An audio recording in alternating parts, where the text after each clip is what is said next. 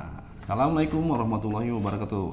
Nah, balik lagi di channel 26motor.id. Kali ini di video ini 26 Motor akan bahas tip saat akan berencana meminang Dodge Journey biar nggak boncos, John. Ya. Nah, tapi sebelum ke inti, kita mau jelasin dulu nih, John, beberapa poin penting saat kalian nanti sudah meminang Dodge Journey.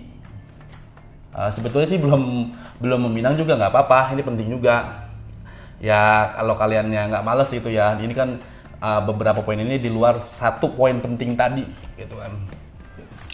Dan juga kan biar kita nggak kelihatan bodoh-bodoh juga sama penjualnya nanti gitu. Kita kan ini kan kelihatannya aktif. Wah, kayaknya orang ini ngerti nih, soalnya dia cek ini gitu kan. Nah, nanti kan si penjual tuh akan sungkan tuh untuk tipu-tipu kalian gitu kan. Anggapan mereka ini mah orang ngerti, begitu maksudnya. Nah, poin pentingnya apa aja sih? Nah, nih. Pertama, ini yang paling penting ya. Biasanya di sini. Yang paling penting. Nah, ini selang radiator atas. Karena Dodge Journey nggak seperti mobil-mobil lainnya yang biasanya tutup radiatornya itu nempel di radiatornya. Kalau dia terpisah, dia nempel di selang tersendiri, upper hose gitu kan. Nah, yang sering bermasalah tuh di sini nih. Di sini kalian boleh buka kap mesin, nanti lihat sendiri ya. Buka kap mesin, nanti langsung terlihat kok ini di paling atas, ini selang radiator atas. Biasanya bocor di bagian ini dan ini. Bocor karena ini kan plastik ya modelnya ya. Sebenarnya tujuannya tuh untuk menghindari karat seperti Eropa lainnya. Cuman ya kalau udah usia di atas 7 sampai 10 tahun pastikan ini getas. Namanya plastik, panas terus. Biasanya kalau dia udah rusak di sini merah-merah gitu, air radiatornya warnanya hijau gitu kan di sini nih, kanan kirinya. Bahayanya tuh kalau udah parah banget, udah nggak kuat nahan tekanan ya, suhu tekanan itu, suhu panasnya. Awalnya kalau lagi di tol pecah, itu bisa langsung overheat, water hammer gitu. Kayak water hammer malah rasanya nanti overheatnya. Karena biasanya kan kalau di tol kita lagi kencang. Karena ini kalau udah pecah udah lepas, airnya keluar semua, hilang. Terus kedua, ini penyakitnya yang kita bahas yang paling sering ya. Wah, ini adalah ini yang paling rame nih di dunia maya nih. Nah, nih modul ABS. Nah, ini ABS modul ya, modul ABS. Ini sering banget nih problem. Tapi biasanya di usia Dodge, jadi di usia Dodge yang udah 8 tahun ke atas gitu.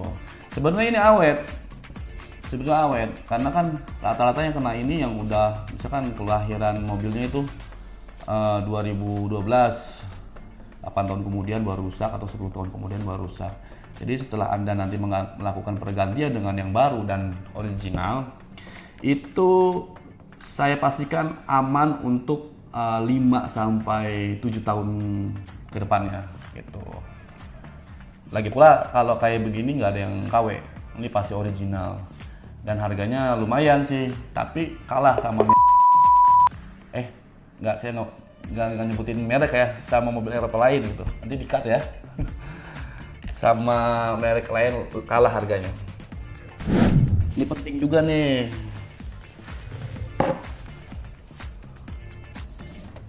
Nah, nih resistor pen. Nah, jadi resistor pen ini tahanan yang ngatur putaran kipas motor pen. Ininya problem aja ini bisa bikin overheat karena kan kipas nggak bekerja atau error. Harusnya suhu si mesin butuh step atau putaran yang lebih kencang, misalkan di 3, tapi dia masih ngasihnya di 1 kalau ininya rusak. Itu makanya ini juga wajib dicek nih kalau misalkan lagi service gitu.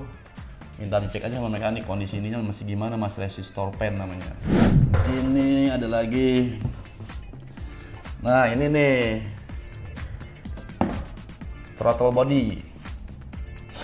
Throttle body terus terang kita juga kemarin ngalamin ya, gini kita juga ngalamin pas lagi trip ke Bali. Pas lagi trip ke Bali kita ngalamin trouble ini. Nyusahin kalau ininya rusak pokoknya. Pada saat ininya rusak bener-bener nyusahin karena ya udah mobil yang udah nggak bisa digas. Sekalipun kita riset paling hanya mampu bertahan 1-2 menit perjalanan kumat lagi. Di motor ini namanya karburator. Di video kita ada tuh yang trip ke Bali pakai DOT, rusak ininya nih, throttle body. Ini nanti kalau servis minta cek juga ke teknisinya ya sekalian, kondisinya masih layak apa enggak. Ada lagi nih, nah ini nih ECU nih, ECU ya, engine control module. ECU ini tapi yang sering problem itu, jadi setiap tipe di mobil itu pastilah ya ada plus minusnya gitu, nggak semuanya sempurna.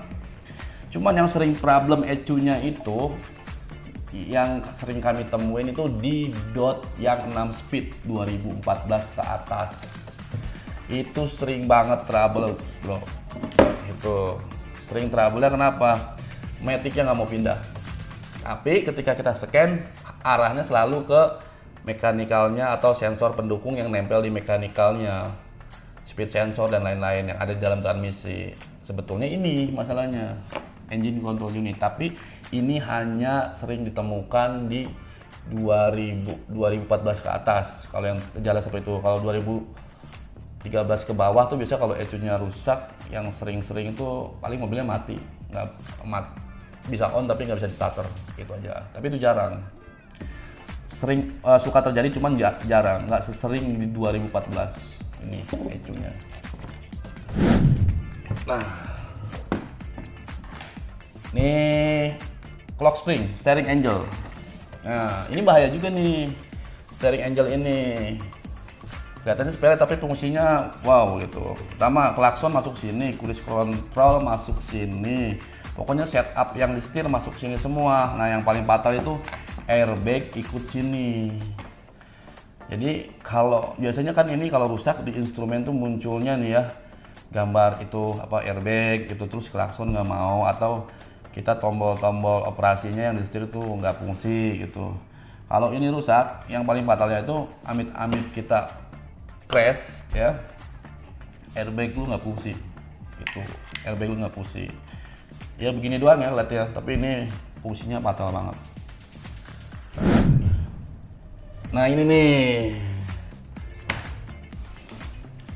gasket intake manifold. Nah ini sering banget nih, sering banget nih gasket. Sepele ya, gini doang, gini doang. Ini biasanya kalau kami nyaranin kalau pas lagi tune up ya, pas lagi tune up bongkar intake, minta ini sekalian diganti. Ini gejalanya mirip-mirip sama penyakitnya throttle body, cuman bedanya dia kontak di off, di on, start masih mau digas, tapi gasnya kabur John.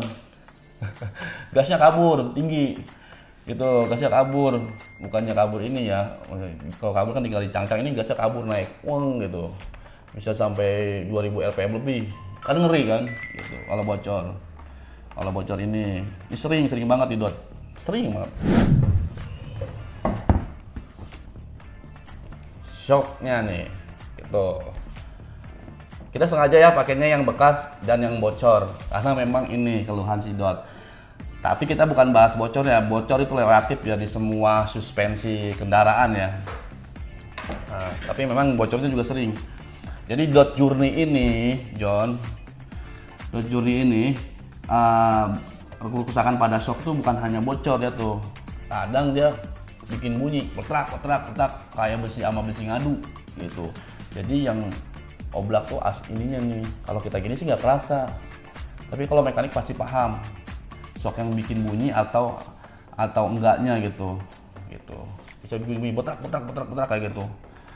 Ya bayangin aja, mobilnya kan hampir 2 ton tuh DOT Journey itu kan, aslinya sekecil ini, mungkin dia tetap ngejar kenyamanannya mungkin ya, biar tetap soft kayak gitu kan. Sebenarnya bisa aja digedein, cuman takutnya mungkin keras karena itu kan SUV itu kan lebih asik buat bawa-bawa juragan-juragan family kayak gitu. Tujuannya mungkin dibikin tetap lemes. Ini kan kayak sok-sok mobil Jepangan kayak gitu ya. Ininya asnya kecil, ini juga segede gini, harusnya lebih besar lagi gitu. Jadi dia itu keluarnya bunyi, keseringan kalau dot ini ya mau bocor gitu. Cuman kan yang bocor ini kan rata-rata umum ya gitu. Yang bunyinya ini, jadi banyak orang sok saya kan belum apa-apa, nggak bocor apa, kenapa diestimasikan, saya cuma ngeluarin bunyi-bunyi. Nah itu justru shocknya dia ini sering bunyi tuh. Jadi dari semua part yang tadi saya lihatin, sengaja saya pakainya yang bekas untuk menunjukkan kalau kita memang pernah mengerjakan dan melakukan pergantian itu gitu. Dan yang saya tunjukkan tadi itu beberapa part yang memang sering problem di Dodge Journey itu. Terus cara cek mobil itu bekas nabrak atau banjir gak nih gitu. Ini penting juga nih. Nanti kita ke bawah ya, kita kasih lihat penjelasan singkatnya cara cek bekas nabrak atau enggaknya, atau bekas banjir apa enggaknya. Kita ke bawah, oke? Kita langsung tes ke unit, cek ke unit.